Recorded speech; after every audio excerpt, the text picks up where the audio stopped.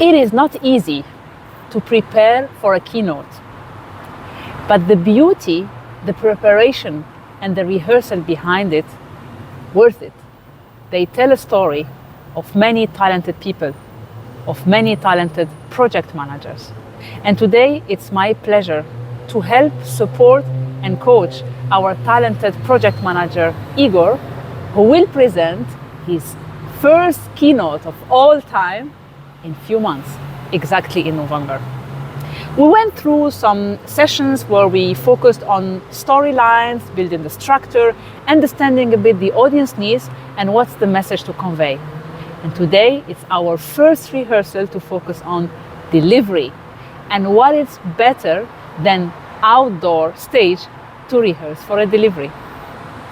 Igor, it's your first keynote ever. How do you feel about it? And do you realize how opportunity or how grateful or how lucky you are to have such an opportunity to give a keynote in your industry, in your specialty? Yeah, this is true. I don't know if I already feel the luck that I got. That was a bit of a surprise. How the way I earned the ticket, how the way I won the ticket.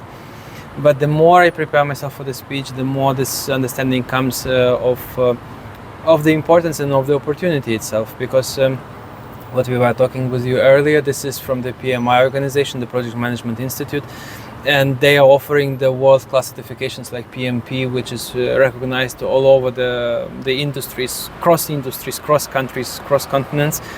And then to stand there to talk about this is, by the way, not the global PMI Summit where I'm going to speak, but the PMI Summit on the Germany level. Still, this is this is talking in front of the project managers from Germany. This is amazing. This is amazing. Very good. And when is going to be exactly? When and where? This is going to be in Hamburg, 2 days, 11th and 12th of November. My slot is going to take place on November 11th afternoon. Great. And do you know in front of how many people you're going to deliver your keynote? This is also an interesting part because the event takes place in a hotel, in a big hotel, and they have several conference rooms that are going to be occupied by the summit. My speech or my slot takes place in the biggest room. It's called the ballroom. Wow. Exactly. I think the whole event is expected to be approximately I think 150 to 100 people, and in the ballroom there are up to 100 places, sitting places. So the organizers, they were saying that approximately 90-80 will be there. So you can count with 100. Wow. It's your first keynote ever, and you told me that it's very difficult to feel the luck right away. Maybe it's also stressful and it's difficult to do this. So what are the things you are learning at the moment? What are the things you would like to focus on between now and November in Hamburg? And you mentioned something about awkwardness. So tell me a bit, or tell our people about your experience across those months. Yeah. The development that I'm having right now is I moved from the content part, which was, for me actually, I was stressing more about the content, but the more we go from the content to the delivery, the more I see that actually my gap in development is the delivery.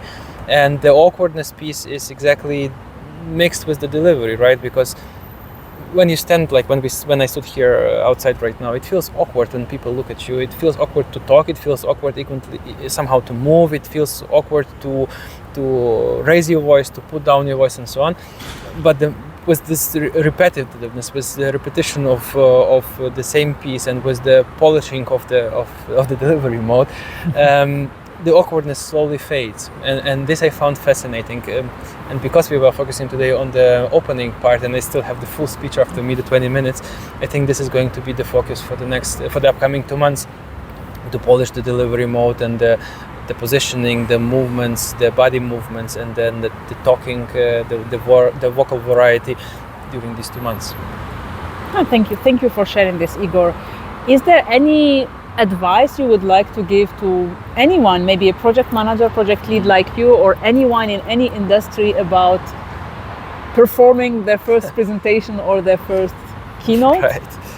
Or do you think it's too early for this question? No, I think this is actually the perfect moment for this question, because and I believe I could use the quote of Dave Goggins for this one, where he's saying, I really like the quote where he said that if my brain doesn't want to do something, well, guess what? We are doing this anyway.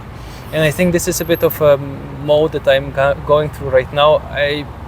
It feels awkward, right? It feels kind of stressful, and I'm dreading a bit of these training sessions. But I know that this increases my delivery level or delivery quality in 2 months, and I know that this is an investment into the future of myself, and that's why. Who cares that that it feels awkward? Who cares that I don't want? Who cares that I dread? Well, I just do it, right? That's why I refer to the Dave Goggins in the beginning. That's very nice to share. I believe that this is completely normal. I remember when I was preparing for my first presentation 15 years ago, I was also stressed, and I was also fearing, what if the audience judge me? What if I get criticized? What if I forget my words? And this is completely normal. And rest assured that most of us, whether starting to speak or advanced speakers, we all are afraid from stage, and we all have the fear of public speaking. And all the work that we are doing together is to channel this fear into an enjoyable moment, into a beautiful adrenaline, and be prepared as much as possible. And the goal, also maybe a message to you guys, also as our next maybe speakers or delivering a speech, the goal is not to be perfect on stage. The goal is to bring your authentic message, tell your story, and make your audience leave in the room with a new lesson and a key message and a lasting impact. See you guys next time, and good luck, Igor, for your keynote. Thank you.